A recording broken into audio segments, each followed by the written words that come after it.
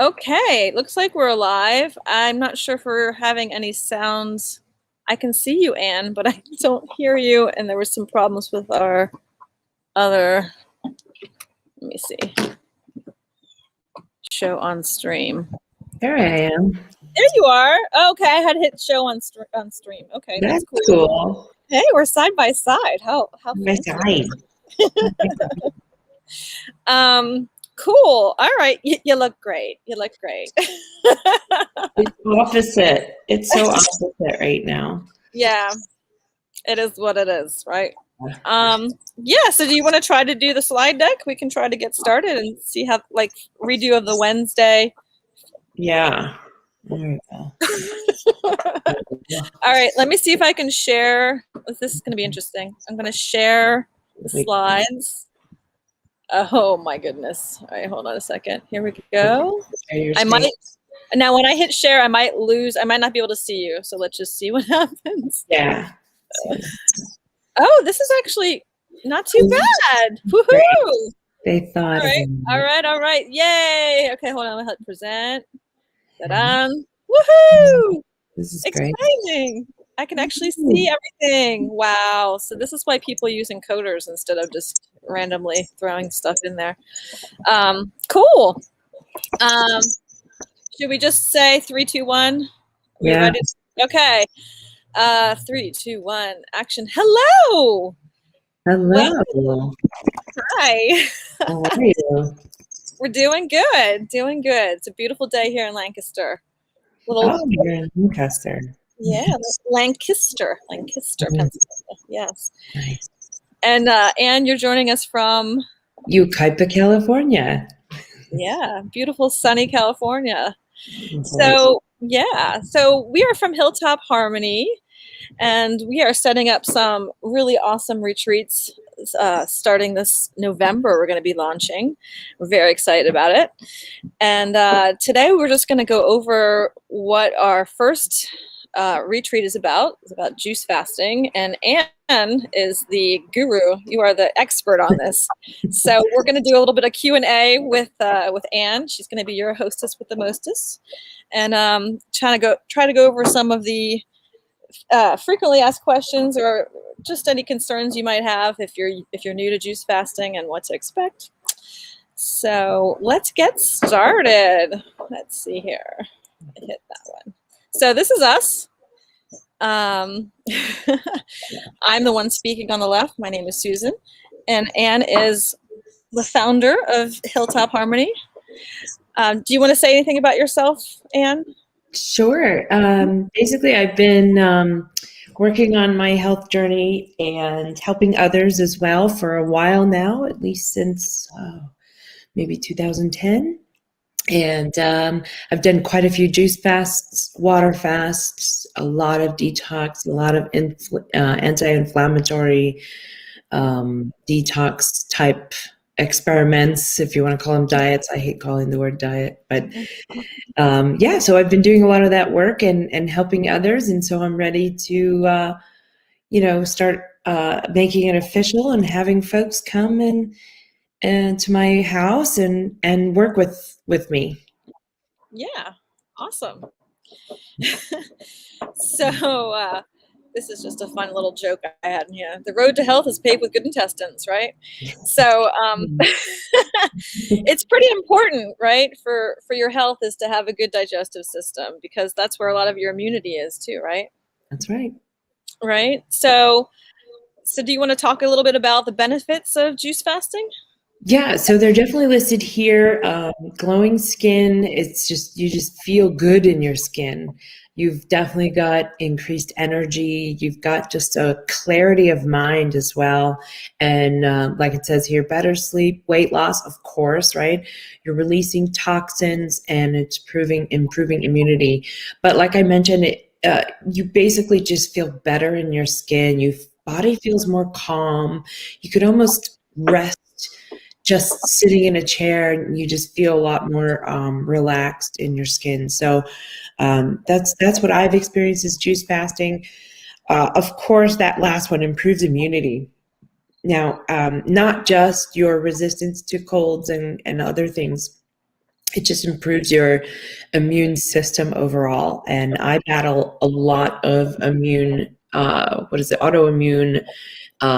diseases and or conditions at the moment. And so doing juice fasting reduces that fighting activity inside of your body. And so I've been able to reduce the results on my blood tests, and also just reduce the symptoms of some of this autoimmune issues that I'm having. That's awesome. Yeah. So this is just a question that I'm curious about. Do you know much about who invented juicing? So, as I understand it, it wasn't really called juicing, but even before Norman Walker invented the Mm-hmm. first juice machine, Max Mm-hmm. Gerson was providing sort of pre-masticated, pre-juiced, if you will, vegetables and fruits to his cancer patients. So this was a little bit before the 30s. I know that Max Gerson published some of his findings, and there was definitely a little bit of an eyebrow raise there, and people were very up in arms about his findings. But it definitely did spark a bunch of activity around, maybe there is something here around removing the fiber and just giving you almost like an IV of nutrients. But yeah, Dr. Norman Walker, he invented the first machine, and they still make the Walker, the Walker juice machine. Cool. It's pretty cool. Yeah, so that actually brings us to this question, that because when I was new, okay, so I did my first juice fast with you. I don't know, what was that, 7 years ago? I don't know. Yeah. Anyway, yeah, and so I didn't realize there was a difference between smoothies and juicing. Like I was completely oblivious to this whole thing. So they're completely different machines, right? To make a smoothie. Correct.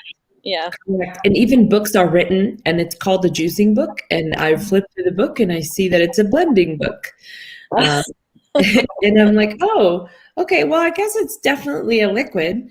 So maybe people think that it's a juice at that point. But yeah, there's a stark difference, right? So smoothies retain the fiber. A lot of folks are saying, "Oh, well, you're not getting the fiber," or fiber is important, and da da da da da. But a lot of times our guts are so badly damaged that fiber just gets in the way. And sometimes, if you don't have a blender that just pulverizes the fiber, then your body might not even be able to masticate the nutrients in your stomach out of those chunks of items that are still in the fiber. And so that's why we use a juicer, and it removes the nutrients. And as you can see, even if you do have a juicer and you have processed juice in the past, you see that rich color of the juice come out, and then what's left is just this faded, chopped up or shredded vegetable or fruit.